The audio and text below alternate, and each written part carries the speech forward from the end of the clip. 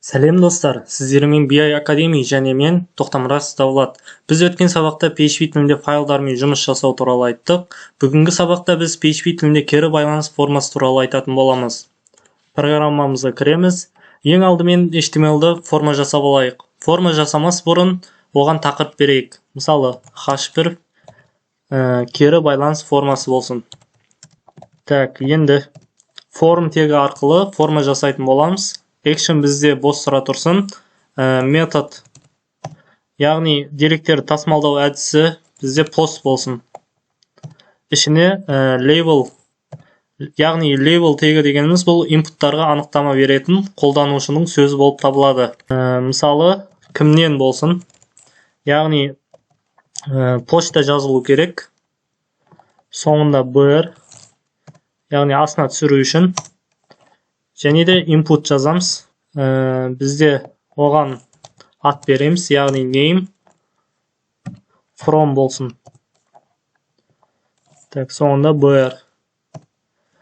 Және де осын копировать етіп аламыз.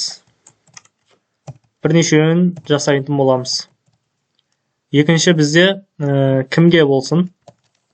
Яғни бұған да почта жазылу керек. Кейін name to болсын. Келесі бізде тақырыбы болсын. Name subject. Келесі бізде хабарлама болсын. Так, бұған input керек емес. Бұған text array қолданатын боламыз. Яғни text array дегеніміз үлкен мәтінді тексттерді жазу үшін қолданылады. Name message. Бізде ID керек емес. Calls rows и соңында BR. Және де бізде осы деректер жіберу үшін кнопка жасайтын боламыз. Мысалы, input type бізде submit болады. Және де name send болсын. И value. Value бізде жіберу. Және де сақтап көреміз, тексереміз. Вот, бізде форма создат етілді. Так, вот, кнопкада істеп тұр. Так, енді PHP кодтарын жазатын боламыз. Мысалы, ең алдына PHP, және де жабу. Так, ішіне жазатын боламыз. Ең алдымен кнопканы тексеретін боламыз. Ол үшін біз шарт қоямыз, яғни if. Бізде isSet. isSet дегеніміз бұл айнымалының бар екенін білдіреді. Так, ішіне post массивін жазатын боламыз. Так, енді бұның ішіне бізде кнопканың атын жазамыз, яғни send деп. Так, енді фигурный жақша ашамыз, тексеріп көреміз. Алдымен айнымалы жасап алайық. Бізде бірінші from тең болады. Так, post және де from. Так, келесі бізде to, келесі бізде subject. Subject айнымалысын жазаймыз. Так, subject. Келесі бізде message, post. Так, айнымалыларды жазып алдық. Енді бізде HTML special charts деген нәрсе бар. Ол арнайы таңбаларды HTML нысандарына түрлендіру үшін қолданылады. Яғни алдына жазамыз HTML special charts. Так, дәл осындай басқаларға да жазып шығамыз. Мінекей барлығына жазып шықтық. Енді сақтаймыз, тексеріп көреміз. Вот, бізде почта, кімге жіберу, тақырыбы, вот, жіберілді. Так, енді PHP-де cookie және сессия деген нәрсе бар. Cookie дегеніміз бұл пайдаланушының компьютеріндегі серверге орналастырған шағын файл болып табылады. Ал сессия дегеніміз бұл бірнеше беттерді пайдалану үшін айнымалылардағы ақпаратты сақтау тәсілі. Яғни cookie файлдарының айырмашылығы ақпарат пайдаланушының компьютерінде сақталмайды. Ал cookie'де пайдаланушының ақпараты компьютерінде сақталады. Сол үшін біз сессияны қолданатын боламыз. Яғни басына session start деп жазатын боламыз. Так, session массивін айнымалыларға теңестіріп аламыз. Бірінші from. Дәл осындай басқаларға да жазып шығамыз. Session to. Так, айнымалы to. Және де session. Так, келесі бізде subject айнымалын жасаймыз. Так, subject айнымалын жазаймыз. Және де соңғысы session бізде message айнымалысын жазамыз. Так, енді осы session массивтерін апарып HTML-ға қоятын боламыз. Копировать етіп аламыз, және де оған біз value арқылы жазатын боламыз. Так, PHP. PHP-ді қысқартып осылай да жазсақ болады. Вот. Дәл осылай басқаларға да жазып шығамыз. Так, енді бізде текст арияға value керек емес. Соның үшін біз session'ның өзін жазып қоямыз. Бізде message. Так, сақтаймыз, енді тексеріп көреміз. Так, жіберу. Вот, бізде істеп тұр. Так, форма толтырып жатқан кезде бізде қандай да бір қателіктер шыққанда бізге стил қосатын боламыз. Мысалы, span, стил, және де бізде color, так, red болсын. Яғни қызыл түс шығады. Так, енді осыны копировать етіп аламыз да, басқаларына қойып шығамыз. Так, бәріне қойып шықтық. Енді PHP-де біз қандай да бір қателік болған кезде қызыл стил бердік, және де айнымал енгізетін боламыз. Мысалы, error from болсын. Бізде бос, яғни тырнақшаның ішіне ештеңе жазбаймыз.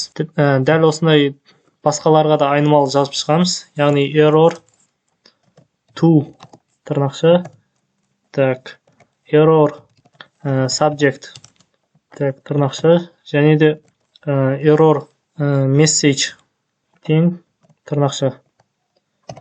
Вот, айнымалыларды енгізіп алдық. Енді осы айнымалын копировать етіп аламыз да HTML-ға қоятын боламыз. Так, PHP тегін жазамыз. Вот, ішіне енгіземіз. Енді осыны копировать етіп аламыз да басқаларына қойып шығатын боламыз. Так. Екіншісі бізде from емес, to болады. Және де келесі бізде subject. Так, келесі бізде message. Так, енді PHP кодын жазатын боламыз. Осындай қателіктер болған кезде шарт қоятын боламыз. Яғни if бізде бірінші from айнымалысын жазамыз. Бос орынға тең болғанда. Так, және бізде pragmatch деген функция бар. Ол функция жолда қандай да бір символ бар екендігін растайды. Яғни бізде тырнақша, және де ішіне бізде собачканы жазатын боламыз. Яғни осы email-ды енгізген кезде собачка жоқ болса, значит бізде қате деп шығарады. Так, үтір, және де from айнымалысын жазамыз. Так, енді фигурный жақша ашамыз. Және де error from бізде тең болады. Дұрыс email-ды енгізіңіз деп. Так, және де соңында error бізде тең болады true. Вот. Бізде басына айнымалы қосып кетуіміз керек. Яғни error бізде тең болады false-ға. Дәл осына келесі айнымалыға да шарт қоятын болсақ, копировать етіп аламыз, және де бізде to болсын. Вот. Айнымалын өзгертеміз. Error from емес, error to. Так. Тағы да келесі айнымалыға шарт қоятын болсақ, бізде pragmatch, яғни бұлар керегі жоқ.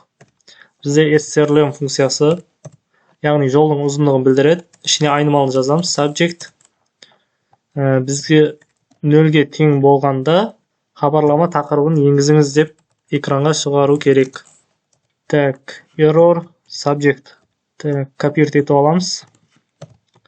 Келесі айнымалыға да дәл осындай шарт қоямыз. Message. Бізде хабарламаны енгізіңіз деп экранға шығару керек. Яғни error message. Так, сақтаймыз, енді тексеріп көреміз.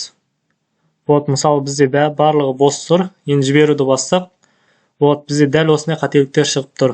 Дұрыс email-ды енгізіңіз, дұрыс email-ды енгізіңіз, хабарлама тақырыбын, хабарлама енгізіңіз. Вот, енді ішіне енгізетін болсам, мысалы, просто так Давлат деп қоятын болсам, так, жіберу. Вот, дұрыс email-ды енгізіңіз. Значит, бізде собачка болу керек. Мысалы, осын ғана жіберетін болсам, вот, бізде осындай қателік өшті. Басқаларға да жазатын болсам, мысалы, Так, какой-то бір hello world жіберу. Вот, бізде қызыл ошибкалар өшті. Так, енді тағы шарт қоятын боламыз. If осындай қателіктер пайда болмаған кезде, яғни errorға тең болмағанда, онда бізде фигурный жақша так, subject тең болады. Так, бізде осылай дайын айнымалы бар. Оны интернеттен көрсеңіз де болады. Және де mail жақшаның ішіне айнымалыларды енгізіп шығамыз. To subject message кейін headers. Және де header бізде location, яғни орналасқан жері келесі бетке ауысу. Мысалы success.php. Және де ең соңында exit. Вот. Енді сақтаймыз. Бізде success.php деген файл созат етеміз. Вот, бізде ашылды. Так, php тегін жазатын боламыз. Так, бізде экранға шығару керек. Мысалы, сіздің хабарламаңыз. Және де бізде session to, яғни кімге жіберетін emailді поштасына жіберілді деп бізге экранға шығару керек. Вот. Так, енді сақтаймыз, тексеріп көреміз. Так, енді обновить етеміз. Вот, бізде дұрыс email. Мысалы, тақырыбы PHP негіздері, хабарлама. Мысалы, hello world. Вот, енді жіберу. Вот, сіздің хабарламаңыз поштасына жіберілді. Яғни бізде поштаны шығарған жоқ. Вот, енді басына біз session start деген функцияны қосатын боламыз. Осы функцияны қоспаған соң, жаңа бізде поштаның аты шықпады. Сақтаймыз, енді тексеріп көреміз. Мысалы, поштаны жазамыз. Так, hello, жіберу. Вот, сіздің хабарламаңыз download.toxtamraz02 Mail.ru поштасына жіберілді. Осымен бүгінгі сабағымыз аяқталды. Жалпы PHP туралы негізгі тақырыптарды айттым. Курс сіздерге ұнады деген ойдамын. Сау болыңыздар.